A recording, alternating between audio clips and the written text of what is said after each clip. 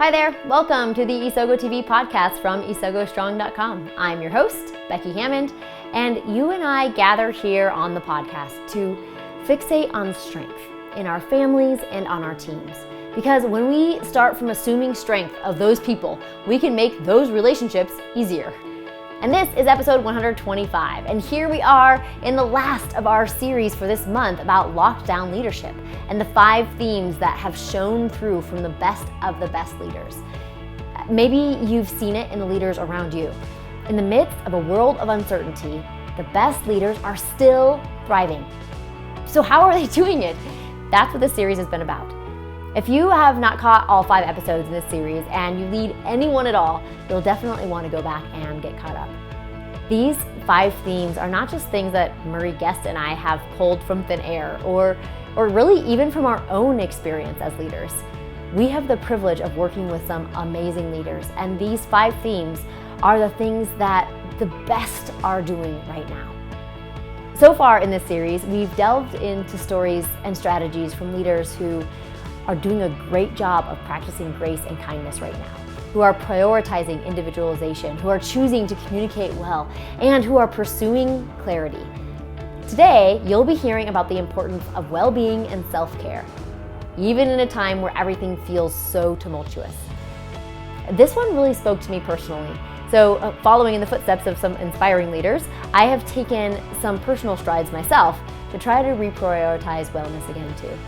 So let's dive in with Murray Guest all about wellness and self-care as a leader in uncertainty. Welcome everybody to Conversation 5 in what the best leaders are doing during lockdown. Here I am again with Becky Hammond, and we are talking about taking care of self and self-care. Such an important thing right now, and it has been obviously through COVID-19 and right now in this period of transition. And it's honestly something which I think, unfortunately, we do sometimes as people and as leaders, we can let slip. But right off the bat, I'm going to say self-care isn't selfish. Looking after yourself is so important. And as we're going to explore in this conversation, how the best leaders are making sure they're investing in themselves so they can show up for themselves the best, for the people they lead, and for everyone else around them. Yeah. Becky, how are you, and what do you think about this whole topic of self-care? This is one that I'm particularly excited about. I think, one of the leaders that I spoke with, if you had the chance to listen to the Strengths in Crisis series that we did on the Isogo TV podcast, anyway, one of the healthcare leaders said, I have never worked so hard to achieve so little. There is a lot. Like some people, went home and felt like they had a lot of time, and some industries and some organizations and some leaders felt like, oh my goodness, I didn't think that life could get any busier or any more stressful. And so, it has been hard for leaders, especially in those industries, to say, yeah, I should prioritize myself, right? Because just like you said, your little catchy catchphrase, like taking care of yourself isn't selfish. And it's not. And not only is it not selfish, but it is the best thing that you can do for your leadership and for your team members as well. There was a leader who, that I was talking to, who blocked out time when she hit a wall. She woke up one morning, she had hit a wall, and she just said, what am I going to do about this? And when she reflected on her life, she's like, I have been working for 24 days straight. And there's no way that, that this is good for me or for my team. And so she looked at her calendar and just said, the next time I can do this was like a Tuesday or something. The next time I can do that is Friday morning, blocked off a couple hours. She exercised that morning. She went on a walk with her kids. And she took care of her body and of her mind. And she was able to show up that day and the following week, even with just such a different energy to her work. Even though the stress stayed the same, the busyness maintained the same, but because she had chosen to pause and take care of herself, her entire perspective and outlook changed. You remind me of helmet time. What? Oh, helmet time. Like helmet time. Like riding a bike. Yeah. Yes. Okay. Yes. A bicycle. Okay. Okay. So a leader I was talking to about Mm, a week ago in a session, he was talking about his feeling of stress, of anxiousness, of overwhelm, very aligned with, unfortunately, your leader of working so hard, but feeling like mm, not getting stuff done right yeah. now, not achieving. And we were doing a call on Zoom, and in the background is his bike, his Mm, bicycle. And I said to him, when was the last time you rode your bike? He goes, I used to ride twice a week, but I haven't ridden now for a month. uh, And he said, I love riding my bike, but I just don't have time right now. mm, And I said, oh, so what is it like when you ride your bike? And he said, oh, I feel free. I feel like I'm a child again. And I totally align. I love riding my yeah. bike. And I said, so what's happened? He said, oh, I just haven't been making the time for it. But you know what? He said, I miss my helmet time. Mm, And it's that's getting out and doing that thing, that exercise, his self-care. Yes, it's physical, but also the yeah. emotional connection and the mental benefits of riding the bike. And so yeah, he calls it his helmet time, and I love that. And I've heard from him since that he's been back out for some helmet time a couple of times a week and feeling so much better.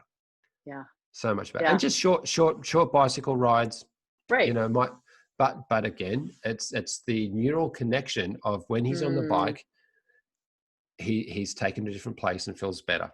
yeah. So Yeah, and it's not always about necessarily the physicality of it, though that is a part mm, of it, taking care of your body, your physical body. It's also creating a mental space. And so on a bicycle, you could probably do both, right? You're creating there's a physicality to it, but there's also this mental space of like, no one's calling me, no one's talking to me. I'm able to either check out if that's what you need to do, or use that time to process through things without interruptions, without judgment from yourself or others of what you're doing as you're just sitting there and mm, thinking. It also looks like maybe scheduling a vacation or a staycation, or making sure that you're blocking time off where you are unplugged for a while. There was a leader that I was working with who said, you know, she was too busy to take a vacation, but she was going to do it anyway because she realized that not only was it good for her, but she wanted her team to feel for the freedom to say mm. it is okay to unplug. And that, she just came back and she's like, I feel so much better. Like, I feel like, yes, she's like, yes, I do want to stay on vacation. I wanted to just stay, right? But now that I am back, I am, I feel refreshed. Yeah. I feel a new sense of energy to be able to put into this role. And so not only was it for herself, but then also for her team to say, like, look, if somebody at this level can take a vacation without checking their email and without getting on calls, then I can do that too. And you will find as a leader that your team comes back Mm. refreshed, and maybe they even come back with new ideas, because time away helps you to have perspective. Yeah, and I think what you're exploring there, Becky, is something that's so important, and that's those leadership symbols and Mm, walking the talk, which demonstrate the importance of something, not just by saying it, of course, by doing it. yeah. Um, when we talk about self-care, like taking a break, what else do you think leaders could be doing to demonstrate Mm, that to their team? hmm. I think part of it has to do with, okay, so we talked about physicality, we talked about taking a break. So there's like a physical aspect, a mental aspect. There's also kind of a self-reflection aspect of, if you are really taking care of yourself, you are leaving time in your day or in your thought processes to come to a deep awareness of how you show up, how that Mm, matters, what your strengths are, what energy you have when you walk into a room. We talk about in our Leaders Who Give a Damn program, like, what if you could just pause for a second before you bust into a room? I mean, not maybe you're yeah. not a bust, no, maybe not a bust in kind of type. But before you walk into a room, like, what energy are you bringing in there? Are you bringing a nervous energy? Are you bringing a stressed energy? Or are Mm, you bringing something that when people walk in, they're like, oh, the leader's here. That's awesome, right? Like, Yeah. oh, there's a piece that you bring just by being here. Like, oh my gosh, I'm so glad to see you because, as we talked about in our last episode, like you bring a sense of clarity. I can ask you these questions. I know we have trust together. So just understanding, like, it's all a part of self-care. I think I'm really of this idea of self-awareness being a part of our Mm. self-care, and that it benefits not only you and your psyche but your team, as you really are aware of how you're showing up and what that impact is that you're having on them. Yeah, and all those little symbols, again, create the culture. They Yeah. encourage the team behavior. They also help you Mm. demonstrate how they can be at their best. Um, I can share, unfortunately, an example that's not as good. And Mm. a leader I was talking to in the last month, and he was talking about his busyness. And I said, "How's the team doing?" He said, "Oh, I make sure the team have lunch every day. I encourage them to have lunch every day, and they have lunch in an area not far from my office. I've got a double Mm. door into my office, and I can see them." And I said, "So what do you do when they come in to have lunch?" He goes, "I don't have time for lunch. I just quickly eat Oh what no. my food uh in in front of the computer." And I said, "So how do you think that looks? We've mm. got some inauthenticity, some misalignment there." Mm. And he goes, "Oh, I never thought about that." I said, "So, the team connects over lunch. You bond as people Yeah. over food. And Mm. even if you take out 15 minutes, if you do have some busyness," I said, Right. "but you're going to send a different message." He goes, "Oh, yeah, I've never thought about that." Yeah. Oh man, that's such a good example, and how easy it is for us as leaders to be like, well, I'm busy, but they should do this, but I'm not. That creates an environment that you probably aren't intending as leader. Talk about a little bit about you've talked a little bit on seeing some articles on LinkedIn and things like that about the third space.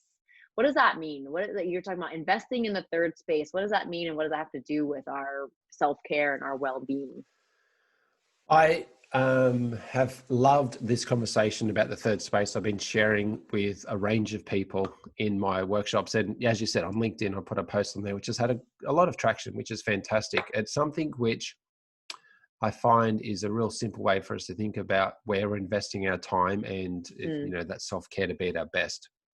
So, if you think about home is your first space and then Okay. work is your second space. And Mhm. generally, for people, let's just say pre-COVID-19, they were very Mhm. separate. Mm. I'm at home, That's I go true. to work, and they're separate. And in between those is a commute in some description, maybe drive, public transport, walk, ride a bike. Mm. And then our third space is this thing that we do in our life that is separate from home and work, which helps us beat our best.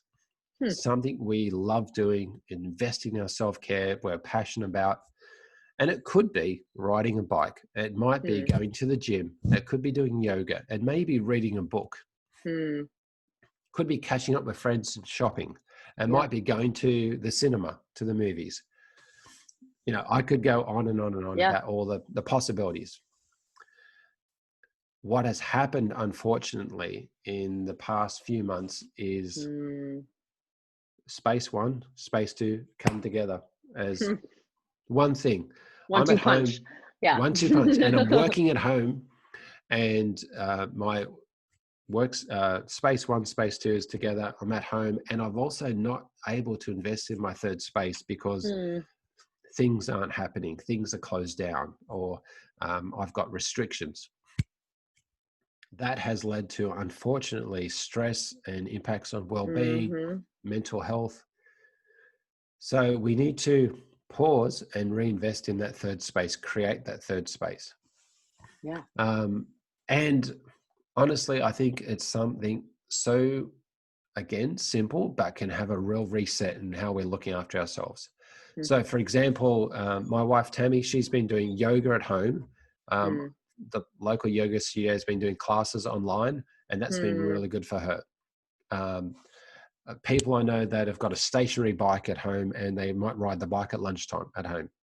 Mm. Um, People that had been catching up with friends and then they couldn't, have started to catch up with friends whilst maintaining social distancing, but they're going for a walk together separately, Right. but starting to connect.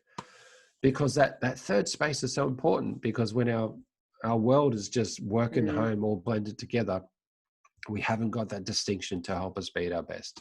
Yeah, it And seems like no matter what, it's the first thing to go, right? Like when life gets stressful, let yeah, alone the fact that your worlds have collided, that it's the first thing to go. I remember I've actually just recently got back to it, but I've been doing ceramics. So I like throw things, make things out of clay. And I had done this for 13 years. And then I started working a job in San Diego where it was many, many hours and I got achiever like overdrive. And I didn't do that anymore, you know? And so this is like way before the world that we're living in right now. And yet it's like, it's that I would always, when I was doing it regularly, I would, every Wednesday, I would say, oh, I don't want to go. And then David would say, yeah, but you always feel better when you do. And then I would say, fine, I'll go. And then when I came back, it was like, oh my gosh, it was amazing. It's awesome. And I was like a different person. I was like a better person to be around. yeah, yeah. And that's, you know, that's what you offer your team when you set aside time for the third space, even when you don't want to. And it doesn't have to be physical. It could be, like you said, reading a book, or, you know, as it was for me, like putting my hands in mud, you know. It's just, there's a different psyche that's created when you decide to invest in a space outside your family and your work. In the Leaders Who Dividend program, in the module of well-being, I remember us talking about joy and what are the things that bring you joy, and making the time to reflect what are those things that bring you joy and revisiting those and bringing those back into your life. And ceramics for you, I'm just hearing that right now. It lights you up, You it hear gives you it. joy. Yeah. And when you're a better person to be around. Yep. That is true. You can ask my husband. So Yeah. similar to another leader that I've been working with. He is a surfer. He loves to surf, and he's one of those water people. He loves being in the water, and if he doesn't get that surf, he can start to feel a bit grumpy, and he's a bit tough to be around, and he knows that. But what he does and what he has been doing is making sure he gets that surf in. And he's even been, I would say, quite clear, again, linked back to our conversation on clarity, clear on his boundaries. He's he'll look at when the surf is up, as they say, and he'll make sure that he's able to go for that surf, but then he'll work longer hours when he needs to. And he's had a meeting that come through from a peer that said, oh, can we meet at this time? And he said, oh, no, I'm unavailable that time. I'm going for a surf. And they said, but what? And he said, no, we can chat at 6 o'clock tonight if it's that important, otherwise tomorrow, but I need to get my surf in today. Again, setting some boundaries and making sure he's looking after himself. And I know that might be hard for some people to do in the type of work that they do. Sure. So you more think about, well, what is your third space and what does your self-care look like, and make sure you're creating those boundaries and you're doing that for yourself as well. Yeah. Yeah. And so then what's the impact? You know, you and I've kind of just both been dancing around it, but like, what's the impact on your team if you decide to take care of yourself? Why do we say that self-care isn't selfish? Well, do you either make time for your health now or make time to be sick later on? And that's not from me. That's from Dr. Mark Hyman. He says that, and I totally agree with that. And it's about taking that time out for you now, because down the track, there'll be things which will show up, unfortunately, in your own health and well-being. And I also think that you are, like you said and articulated so well, you're a better person to be around when you have invested in that self-care. You're a better communicator, you're leading better, you're showing up, excuse me, I'm going to cough, better connection with your team, for sure. Yeah. I mean, no one wants the burnt out version of you. I think in the end, that's what it comes down to. You're going to show up better for your team and for your family, both of those first two worlds, if you invest in your third. You know, the burnt out version, I've seen leaders who are the burnt out version, and they are not kind people to be around. Nor do they seem to treat their family well either. You know, there was a guy that was the leader of one of the managers that I was managing, and he there was a story that he was kind of proud of, that on the day that his daughter was born, within 30 minutes of her birth, he was taking a call that he just had, he just had to take. And that just, Oh, yeah, I mean, right. That ruffles the feathers of a relator guy like you, for yes, yeah, sure. Right. And that wasn't an inspiring leadership example that his team was after at all. And that burnt out version creates somebody who's quicker to get angry. They're more impatient. And that impatience comes at home. It comes with your team. And that ends up being the result when you don't take care of yourself, you don't invest in that third space. 100%, 100%. Yeah, and there's an ad for paracetamol that we have in Australia, and I can't remember which company it is, and it doesn't matter, I think, in this point, but their slogan is "Soldier on." Make sure you can soldier on, and it's all about pressing on. And yes, there's some things that we need to get done each day, and yes, we need to make sure Yeah, we're there work for hard. our family, and Yeah, work hard, and for our teams that we lead. But in essence, we also got to look after ourselves along the way. We've got to pause. yeah, We've got to make sure we're filling that cup and investing in our third space. yeah. So, Becky, I want to ask if the leaders listening to our conversation today are thinking, okay, I'm hearing all this and I'm starting to think about what I can do to invest in my Mm, self-care. What's the action you think that would help them move this forward? yeah. There's two things that really come to my mind. One is very tangible, which is schedule time. So you Mm, create calendar events all day, right? You create calendar events with your team members. Maybe you are starting to create clarity in your team and you have a morning huddle. You create time in your calendar. That's one of the things we talk about in tackling busyness and leaders who give a damn is it feels like you don't have control of your calendar. And there are some things that are just outside your control, but there are little things that you can do to make a difference. And this one will make a huge difference. mm, Scheduling time in your calendar for self-health, for the opportunity to invest in that third space. And just start with, if I was going to be very, very practical, I say just start with one time per week. And maybe that's 10 minutes before you usually wake up in the morning. Or maybe it's, as the leader that you worked with said, like schedule it, blocking out the time when the surf is high. Maybe it's scheduling a lunch break in because you've been working from home and you're like, realize, well, I could go out and hang out with my kids for 15 minutes, whatever feels life-giving, but don't make it. That's what I caution against. And especially if you're a leader that you're listening to this and you're like interested in self-growth, you're probably like, okay, yeah, I could do this. Right. And like, there's an inclination to say like, I'm going to do it all, or I'm going to do not at all. yeah. And just start small instead. You don't have to do it all, just start small. That just one small change in your calendar scheduling time would be the first thing that I would recommend. The second part has a little bit more to do with mindset, giving yourself a mental break. Mm, mm, Letting yourself know, like it is self-care to teach yourself and to talk to yourself to say you can only control what you can control.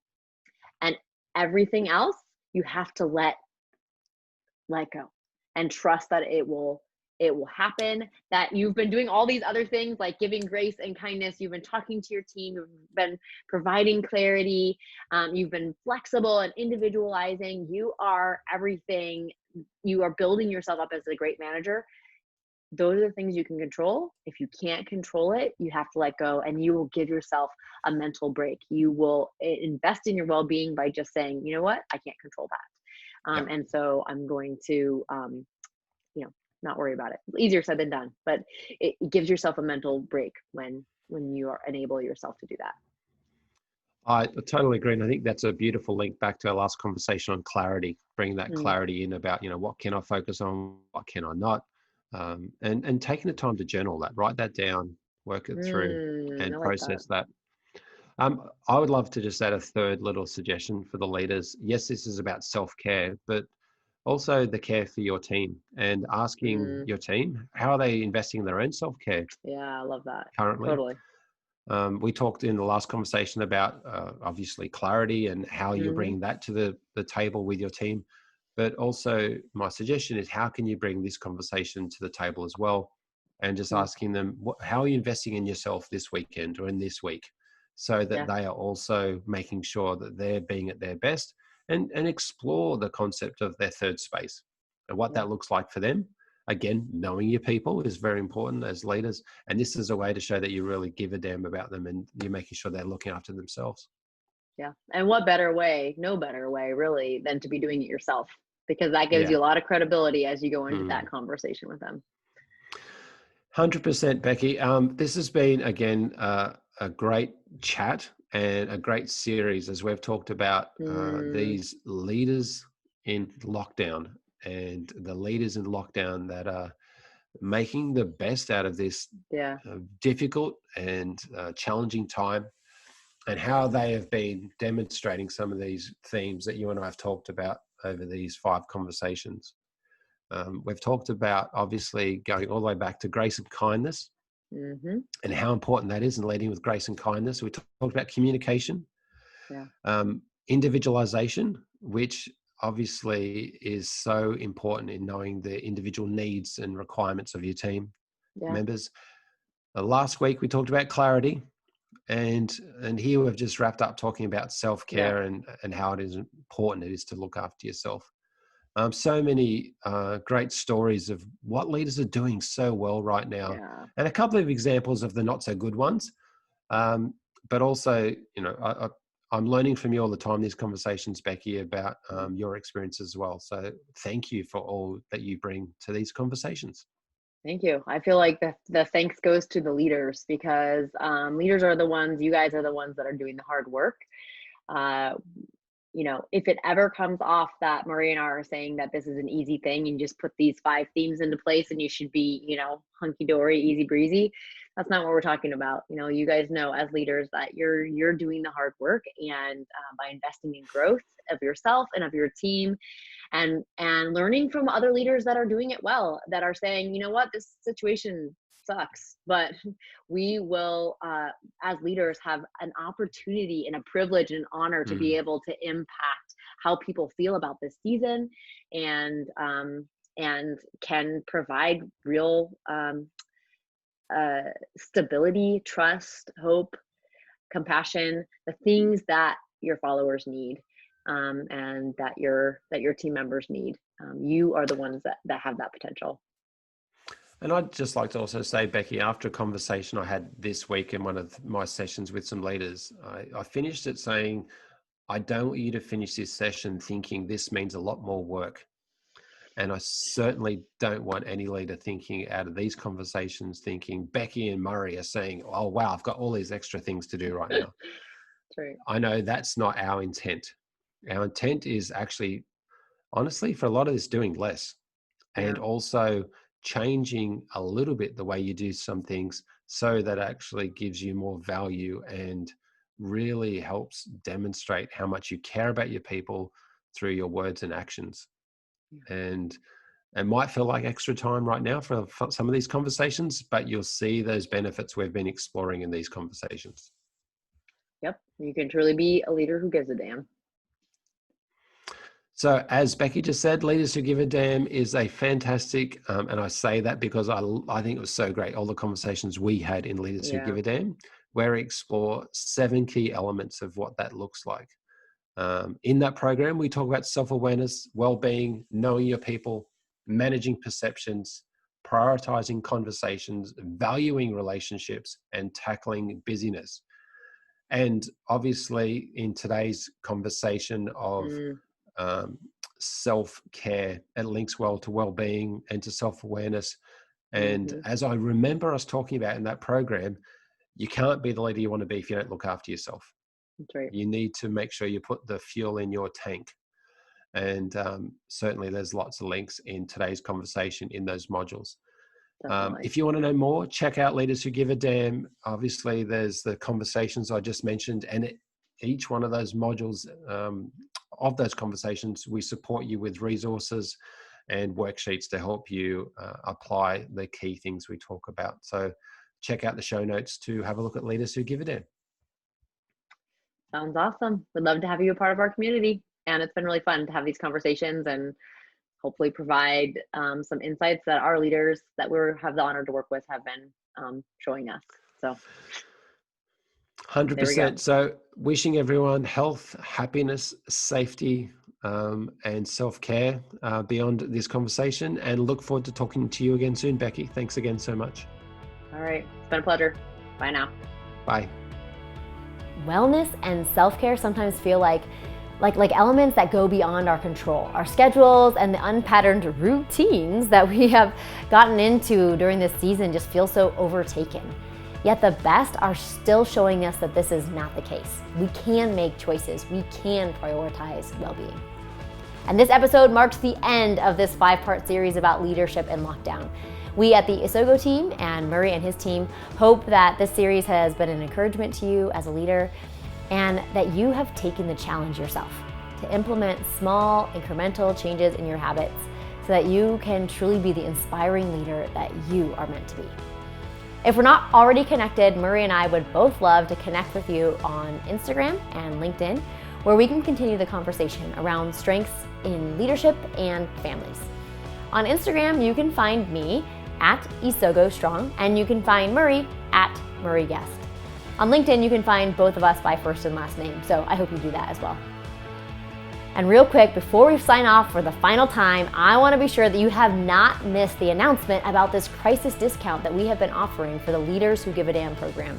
During this episode today, we chatted a little bit about the program, and if you really want to be a leader who inspires others to follow, even in crisis, even in uncertainty, then you can find all the details and sign up over at leaderswhogiveadamn.com. Use the code 50promo for 50% off through this crazy tough season that really continues to persist in so many ways. That code is the numbers 50 and the word promo for 50% off the Leaders Who Give a Damn program.